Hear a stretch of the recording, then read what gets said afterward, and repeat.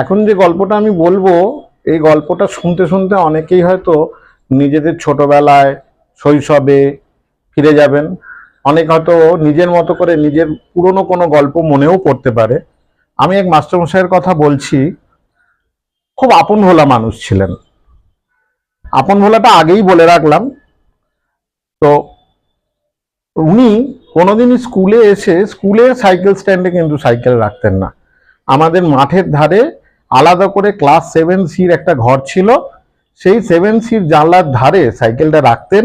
ওনার সাইকেলে আবার তালা চাবি ছিল না, সেই জন্য ওই জানলার ধারে যা বসে থাকতো তাকে বলে যেত, দেখি সাইকেলটা। বহু বছর চাকরি করেছেন, সাইকেল কিন্তু ওখানেই রাখতেন। তো হঠাৎ করে একদিন স্কুল থেকে বাড়ি ফেরার সময় দেখছেন যে সাইকেলটা নেই। এদিক ওদিক তন্ন তন্ন করে খুঁজছেন, ক্লাসের ছেলেরা, অন্য ক্লাসের ছেলেরা, স্কুলের দারোয়ান, অনেক খোঁজাখুঁজির পর ঘন্টাখানেক বাদে স্যার খুব হতাশ হয়ে বলতে থাকলেন যে আমার সব শিক্ষাই বৃথা, স্কুল থেকে আমার সাইকেল চুরি গেল। কিছুটা আক্ষেপ আর খেদোক্তি করতে করতেই উনি বাড়ি চলে গেলেন। পরের দিন আমরা দেখছি যে স্যার ওই সাইকেলে করে স্কুলে এসছেন। তখন টিচার রুমের অন্য স্যারেরা জিজ্ঞেস করছেন, কি ব্যাপার, সাইকেল কোত্থেকে পেলেন?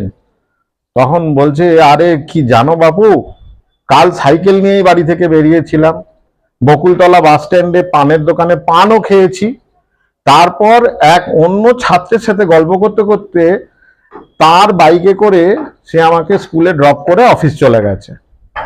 সাইকেল তো পান দোকানের সামনে পড়েছিল, আর তোমরা জানো আমার সাইকেলে কোনোদিনই তালা চাবি লাগানো থাকে না।